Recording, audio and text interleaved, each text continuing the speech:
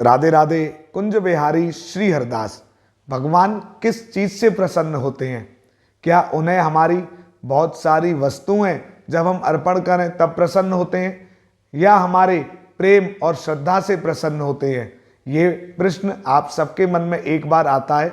आज कार्तिक मास महात्म की संपूर्ण कथा के अंतर्गत हम सभी अध्याय 26वें एवं 27वें की कथा का श्रवण करेंगे, जिसमें एक तरफ तो राजा की भक्ति है और एक तरफ एक ब्राह्मण की भक्ति है। तो भगवान विष्णु सबसे पहले किसकी भक्ति पर रीझते हैं, इन दो अध्यायों में आज आप बड़ी सुंदर कथा का श्रवण करेंगे। तो बिना देर किए हुए ठाकुर जी के श्री चरणों में अपना ध्यान केंद्रित करते हैं और कथा का आनंद लेते हैं। नमः कुंज बिहारिण्यै, नमः कुंज बिहारिणे, स्वामी श्री हरिदासाय, गुरुनाम गुरुवे नमः।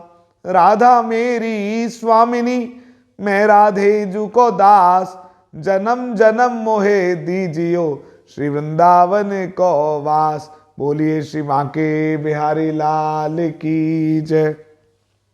26वां अध्याय। नारद जी ने कहा, देवगणों के ऐसे वचन सुनकर धर्मदत्त ने कहा, सब मनुष्य भगवान विष्णु की प्रसन्नता के लिए विधिवत आराधना, यज्ञ, दान, व्रत, तीर्थ तथा तपस्या आदि करते हैं, किंतु कोई ऐसा सरल उपाय बताइए कि जिसके करने से इन सब का फल प्राप्त हो। गणों ने कहा, हे द्विजश्रेष्ठ, आपका प्रश्न बड़ा श्रेष्ठ है। हम आपको भगवान विष्णु को शीघ्र प्रसन्न करने का उपाय बताते हैं। हम इतिहास सहित प्राचीन वृतांत सुनाते हैं, सावधानी से सुनो। प्राचीन काल में कांचीपुरी में चोल नामक चक्रवर्ती राजा राज्य करता था। उसी के नाम से उसके देश का नाम भी चोल ही प्रसिद्ध था। राजा चोल के राज्य में कोई प्राणी दरिद्र, दुखी, पापी व रोगी नहीं था। यह सब राजा के यज्ञ करने का प्रभाव था। ताम्रपर्णी नदी के दोनों किनारों पर सोने के यज्ञ स्तंभ सुशोभित थे। हे द्विजवर, एक दिन वह राजा भगवान विष्णु के पास गया। भगवान उस समय शेष शैया पर योग निद्रावश सो रहे थे।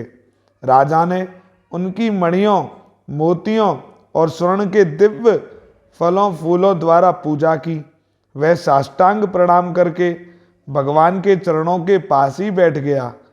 थोड़ी देर के बाद राजा ने अपनी नगरी कांचीपुरी के ब्राह्मण विष्णुदास को वहां आते हुए देखा। विष्णुदास भगवान की पूजा के लिए तुलसी दल और जल लिए हुए था।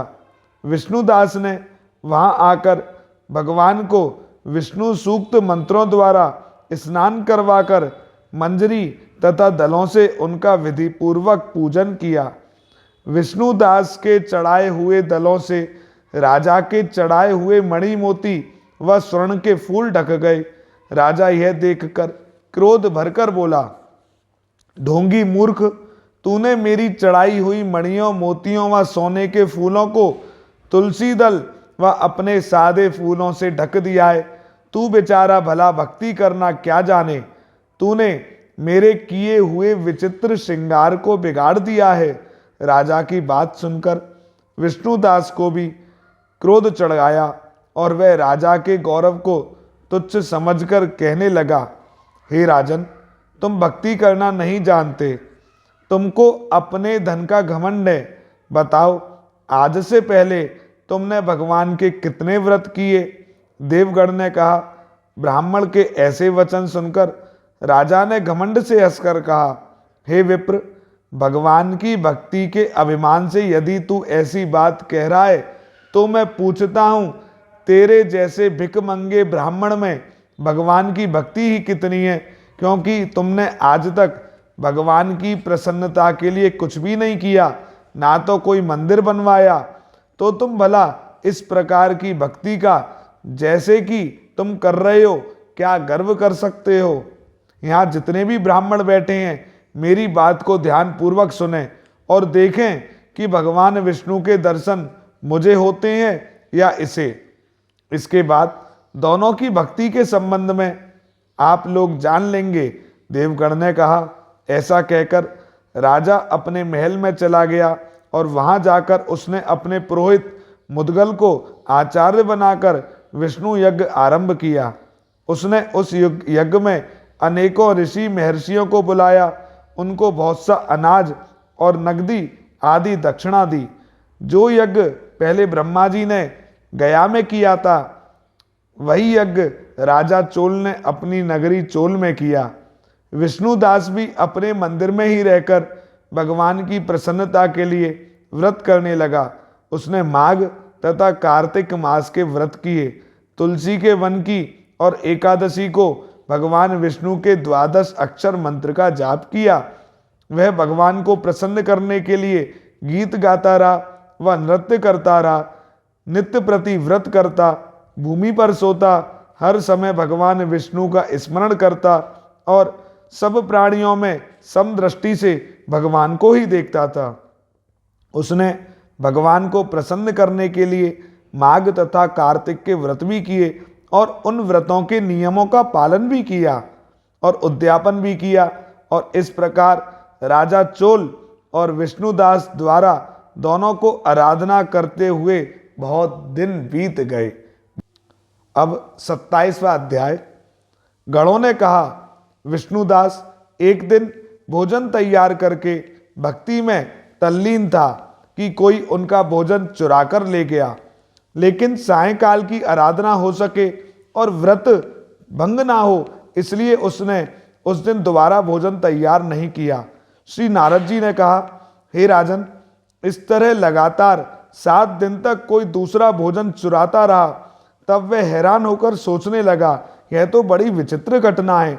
ना जाने कौन हर रोज मेरे भोजन को चुरा कर ले जाता है। फिर भी इस देव स्थान को छोड़ना नहीं चाहिए। अगर मैं भोजन बनाकर खा लेता हूँ तो देर हो जाएगी और पूजा छूट जाएगी। अतः मुझे भोजन बनाकर तुरंत खाना नहीं चाहिए। बिना भगवान को भोग लगाने के वैष्णवों को भोजन नहीं करना चाहिए। अगर 7 दिन बिन भोजन के बीत गए तो आज का एक दिन और सही। आज मैं भली भांति भोजन की रक्षा करूंगा और देखूंगा कि हर रोज इसे कौन चुरा कर ले जाता है।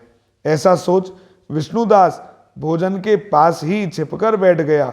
उसने थोड़ी देर बाद देखा कि वहां पर एक चांडाल आया, जिसका शरीर अत्यंत दुर्बल था। उसके शरीर पर केवल चमड़ी ही चमड़ी दिखाई देती थी। जब वह चांडाल भोजन चुराकर चल दिया तो विष्णुदास ने उसे पुकारा, हे भाई, यह रूखा भोजन ले जाकर क्या करोगे? घी भी तो लेकर जाओ। ऐसा कहकर वह श्रेष्ठ ब्राह्मण आगे को बढ़ा। विष्णुदास को अपनी ओर आते देखकर वह चांडाल तेजी से दौड़ने लगा।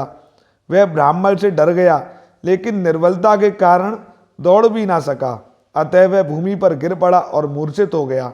चांडाल को मूर्छित देखकर विष्णुदास लपककर उसके पास पहुंचा, अपने वस्त्र से उसे हवा करने लगा और इसके बाद उसने जो देखा उसे देखकर वह आश्चर्यचकित रह गया। उसने देखा कि उसके सम्मुख शंख, चक्र, गदा, पद्म, पीतांबरधारी, चतुर्भुज रूप, अलसी के फूल के समान वाले, छाती में कौस्तुभ माला से सुशोभित साक्षात भगवान विष्णु खड़े हैं। भगवान का दर्शन करके सात्विक भाव से मुक्त वह श्रेष्ठ ब्राह्मण उनकी स्तुति तथा प्रणाम कुछ भी ना कर सका। वहीं पर सब इंद्र आदि देवता भी उपस्थित हो गए और गंधर्व तथा अप्सराएं आकर गीत गान करने लगी तथा नृत्य करने लगी। ब्राह्मण उन्हें प्रणाम करने के लिए ही उतावला हुआ, त्यों ही वहां संपूर्ण देव, गंधर्व और अप्सराएं आ गईं। नृत्य संगीत होने लगे। विष्णु भगवान ने अपना स्वरूप ब्राह्मण को प्रकट कर उसका आलिंगन किया और दिव्य विमान में बैठाकर उसे बैकुंठ ले गए। दिव्य विमान में ब्राह्मण को विष्णु जी के साथ जाते हुए राजा चोल ने भी देखा। उसने अपने गुरु आचार्य मुद्गल को कहा, मैंने जो यज्ञ आदि किए हैं वे सब व्यर्थ हैं। जितनी दान दक्षिणा मैंने दी वह असफल हुई। विष्णु भगवान के दर्शन नहीं हुए। विष्णुदास ब्राह्मण ने केवल श्रद्धा से भक्ति की, ठाकुर जी से प्रेम किया, उसके प्रभाव से विष्णु भगवान ने आकर उसको दर्शन दिए। इसलिए भक्ति ही सर्वोपरि है। मुझे विष्णु भगवान के दर्शन के लिए राजकाज त्याग कर भक्ति और प्रेम करना चाहिए और कभी भी भक्ति का घमंड नहीं करना चाहिए। राजा के कोई पुत्र ना होने के कारण उसने भांजे को राजगद्दी का अधिकारी बना दिया और स्वयं विष्णु भगवान की भक्ति करने लगा। बहुत काल तक भक्ति करने के बाद भी विष्णु जी ने दर्शन नहीं दिए तो वह अग्नि कुंड में कूद पड़ा। अग्नि में प्रकट होकर विष्णु भगवान ने राजा को गोदी में उठा लिया और कहा, मैं तेरे त्याग और भक्ति से बहुत प्रसन्न हूँ। उसका आलिंगन करके उसको दिव्य विमान में अपने साथ बिठाकर बैकुंठ लोक में ले गए। भगवान विष्णु ने अपने समान रूप वाले ब्राह्मण को पुण्यशील और राजा चोल को सुशील नाम देकर दोनों को अपना द्वारपाल बनाया। बोलिए श्री भगवान विष्णु की जय। तो ठाकुर जी ने कैसी असीम अनुकंपा ब्राह्मण पर और राजा चोल पर करी, दोनों को अपना द्वारपाल बना दिया। लेकिन ठाकुर जी पहले सिर्फ और सिर्फ उसी से रीझे जो श्रद्धा सहित और प्रेम से ठाकुर जी की भक्ति करता रहा। बांके बिहारी जी महाराज से ऐसे ही आप सब प्रेम करें। ठाकुर जी आपकी किसी भी चीज के भूखे नहीं है, वो तो आपके प्रेम के भूखे हैं। बोलिए कुंज बिहारी श्री हरदास। इस वीडियो को शेयर जरूर करना ताकि इस सुंदर कथा का श्रवण सभी करें। जय जय श्री राधे।